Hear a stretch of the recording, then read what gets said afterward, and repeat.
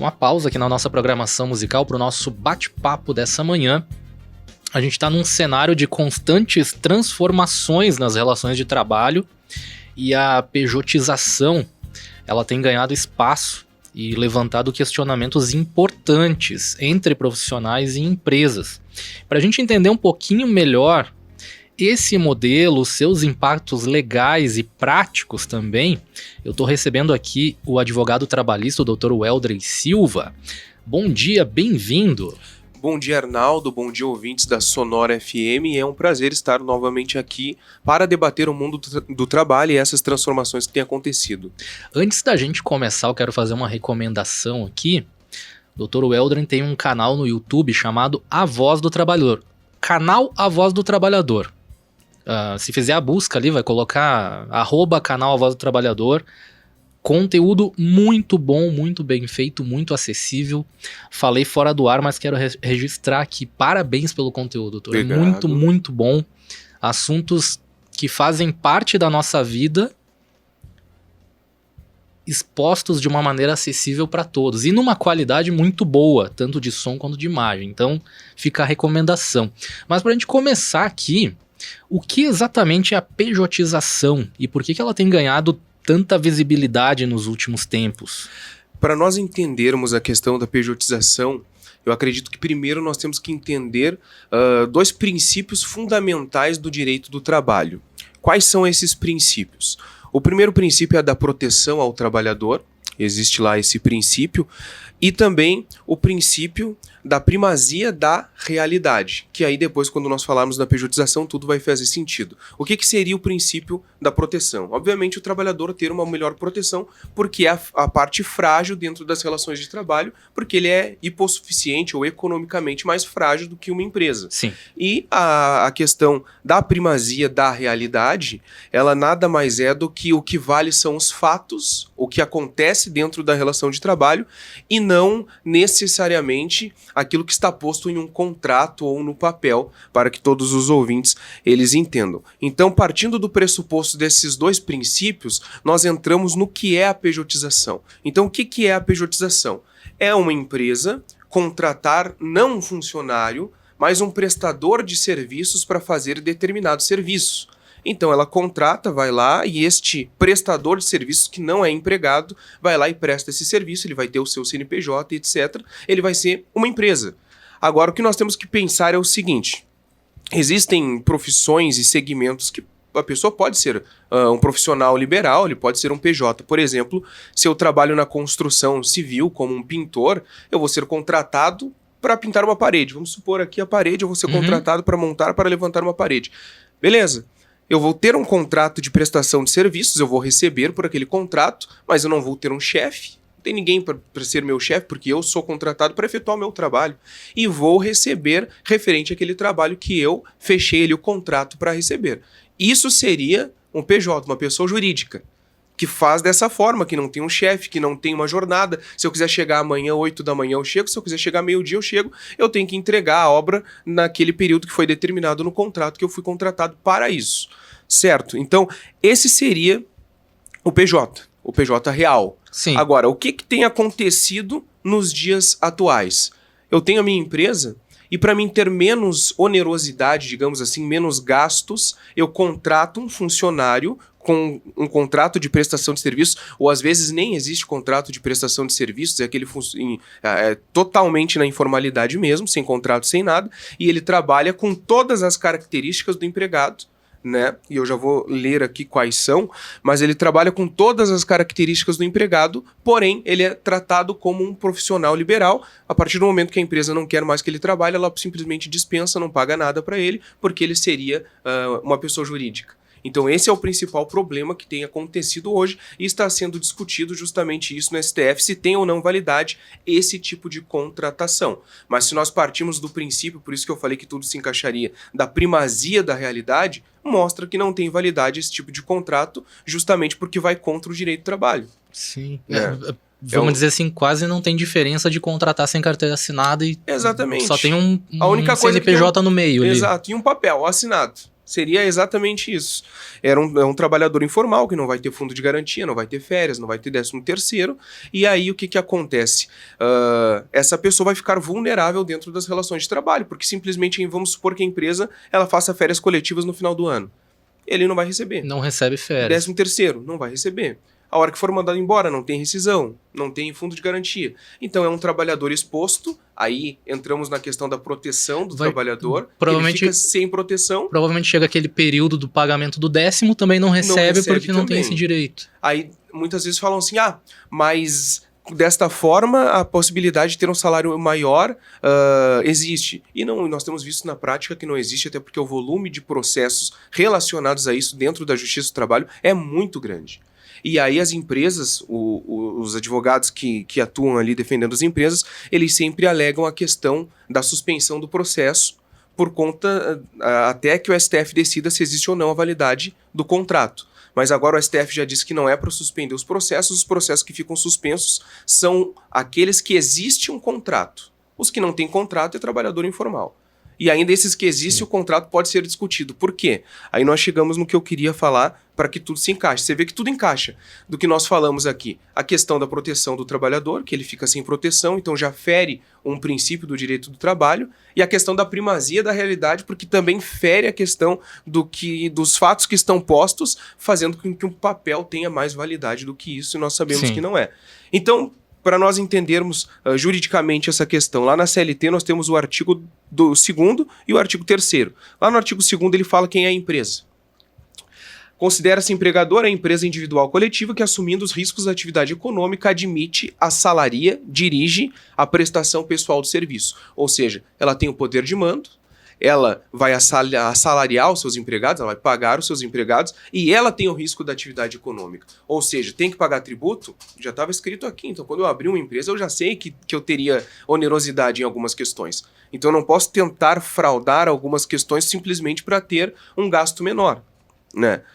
Muitas pessoas podem até não concordar, mas de fato é isso que está posto.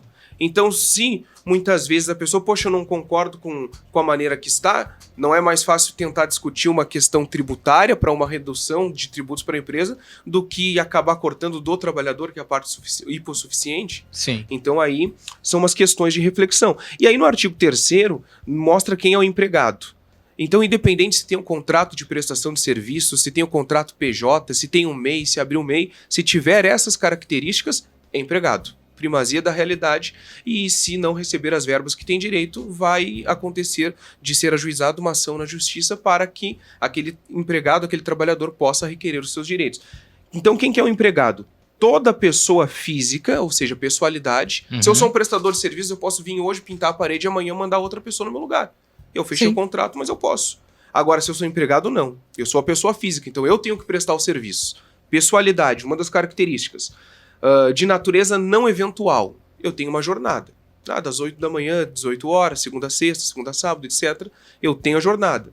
Então eu tenho a pessoalidade, eu tenho a jornada não eventual ao empregador, sobre a dependência desse, ou seja, eu sou subordinado a ele, eu tenho um chefe e mediante salário, onerosidade. Tem essas características, pode chamar do que quiser, é empregado. Perfeito. Quais os riscos para as empresas que adotam essa prática? Os riscos que as empresas adotam essa prática é justamente o empregado entender dos seus direitos e buscar o reconhecimento de vínculo empregatício junto à Justiça do Trabalho.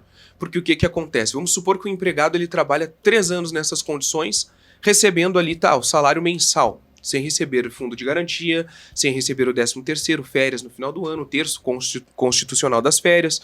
Chegou lá, foi demitido, não recebeu a rescisão, não recebeu nada, ingressa na Justiça do Trabalho, comprova que trabalhou e que tinha essas características de emprego, a empresa vai ser compelida a pagar todas essas verbas. Mas tinha um contrato de prestação de serviço, mas tinha as características do empregado e nós estamos falando da questão da primazia da realidade. E é isso que nós temos visto também nas decisões dos tribunais, né? Então, seria muito mais fácil ou melhor para a empresa contratar da maneira que tem que contratar para amanhã ou depois não sofrer um processo ali trabalhista e acabar tendo que pagar o que pagaria por ano, tudo de uma vez só, enfim. Exatamente. Porque acumula, né, a questão das verbas.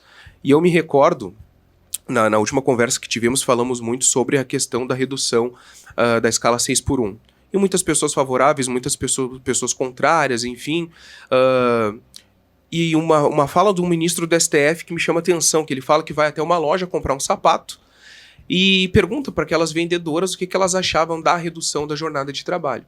E as vendedoras simplesmente elas falam que tudo que elas queriam de fato é a redução, para ter um dia a mais, enfim, cuidar do filho, da família, de casa e etc.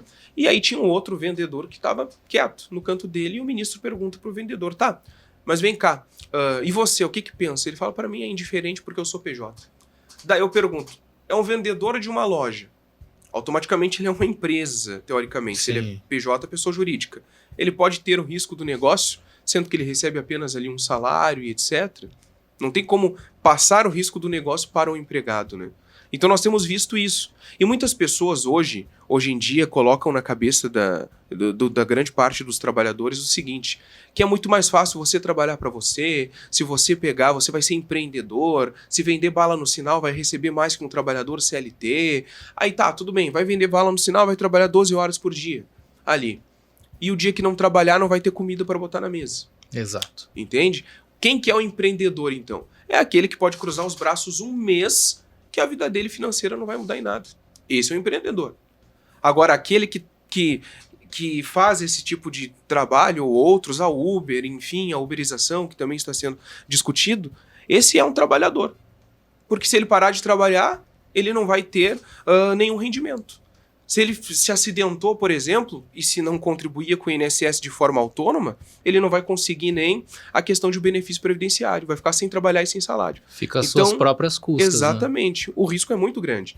Então nós temos visto que isso tem aumentado justamente porque as pessoas que têm grande visibilidade batem muito em cima dessa tecla, que a empresa tem uma onerosidade grande, etc. e tal.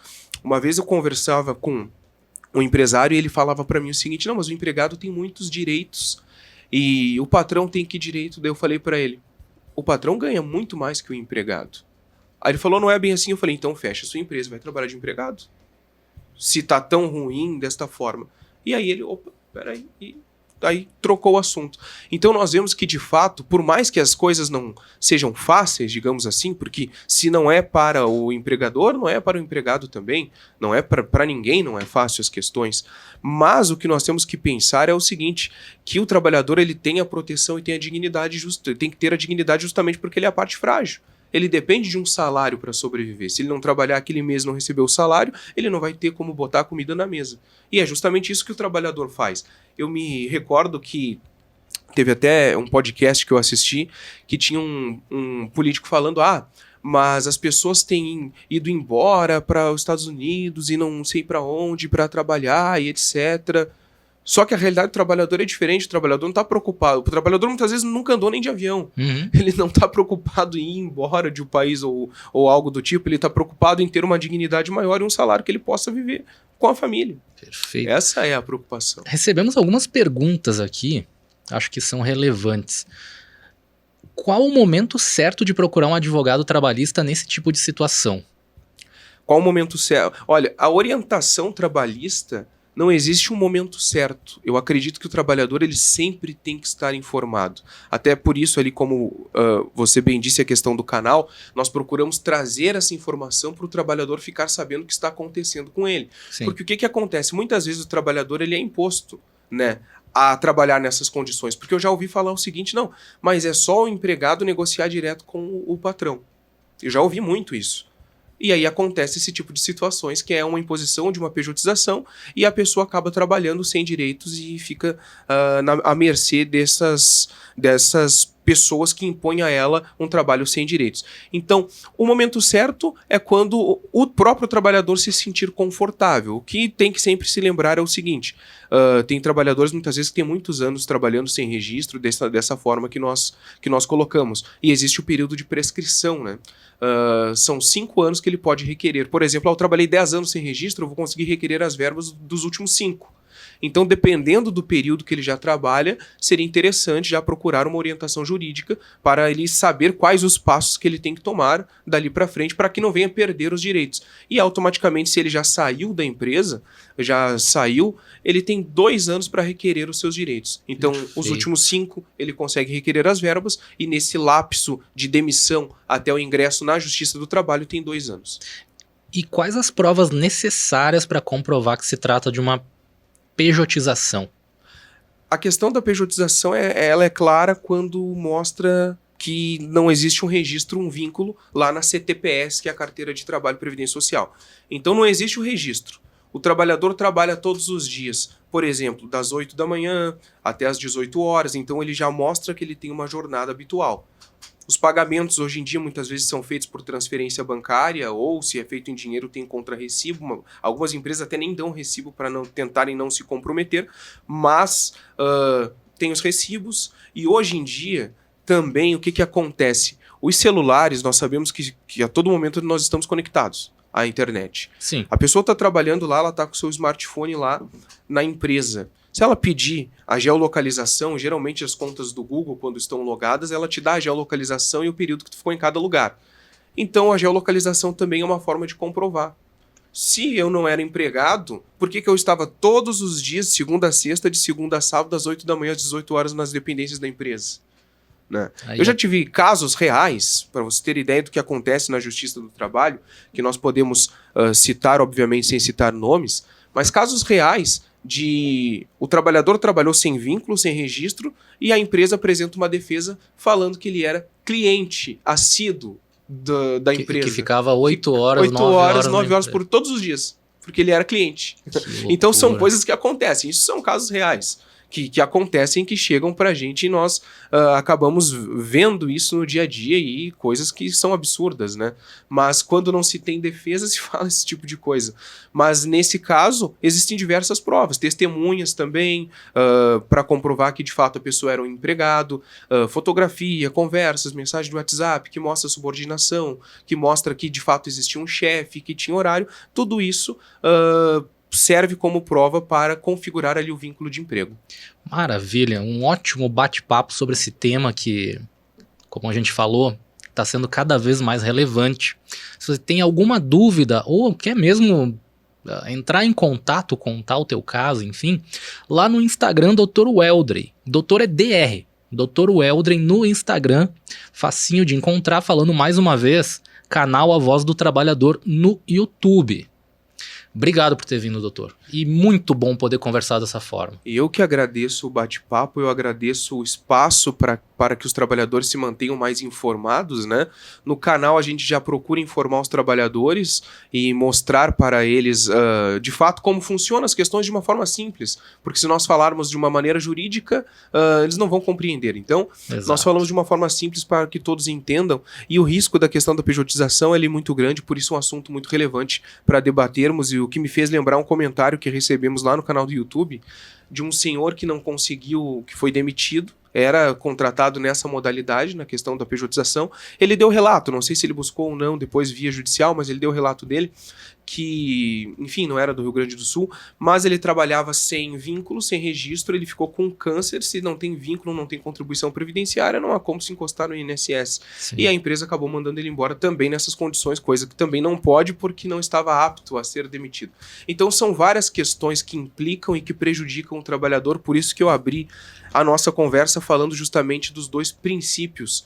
Tem outros princípios norteadores do direito do trabalho, mas eu abri falando desses 2 que eu considero os mais importantes, que é a proteção ao trabalhador e a primazia da realidade. Então, se eu quero colocar no contrato de trabalho, às vezes até acontece isso, né, com a pessoa que trabalha com registro na CTPS. Eu assino a tua carteira com um salário de R$ 1.500, mas tu vai ganhar R$ 500 por fora, R$ 600 por fora. O que vale é o quê? Primazia da realidade. Ele não ganhava 1.500, ele ganhava 2.000. Então essa diferença vai incidir reflexos sobre aviso prévio, férias, décimo, fundo de garantia, e a empresa vai ter que depois fazer esses pagamentos. porque não seguiu a legislação, né? Eu costumo dizer que a legislação é o que nos norteia. Nessa questão, a CLT que norteia ali as diretrizes trabalhistas. Mas em qualquer outra questão, por exemplo, se nós temos um radar de velocidade a 50 e eu passar a 60, eu vou ser multado. Sim. Então, basicamente, é isso que acontece. Quando a empresa descumpre algo que deveria fazer, talvez para tentar ter um ganho maior de alguma forma, ou um gasto menor, vai acabar, se aquele trabalhador buscar a justiça do trabalho, vai acabar tendo um gasto maior a empresa e o trabalhador vai receber apenas aquilo que ele tem direito. Por isso eu costumo falar, concluindo agora a minha fala, que o trabalhador não pode ter medo de buscar a justiça do trabalho, porque ele não está buscando uma indenização e etc. Ele está buscando aquilo que ele já deveria ter recebido. Né? E a partir da reforma trabalhista, muitos trabalhadores eles tiveram medo de buscar a justiça do trabalho. Por quê? Porque começaram a colocar na cabeça deles o seguinte: se você perder o processo, você vai ter que pagar o advogado da outra parte, os honorários de sucumbência lá, o percentual. E aí o STF entendeu o seguinte, que não, como é parte hipossuficiente, aquele empregador, caso ganhasse a ação, etc., teria um crédito, mas não teria como cobrar do trabalhador, porque o trabalhador é parte hipossuficiente. Então essa narrativa de que se o trabalhador ingressar na justiça e perder tem que pagar, ela cai por terra e não existe. Para que o trabalhador que nos ouve não tenha medo e se estiver os seus direitos sendo ali afligidos, desrespeitados, ele possa buscar na justiça do trabalho.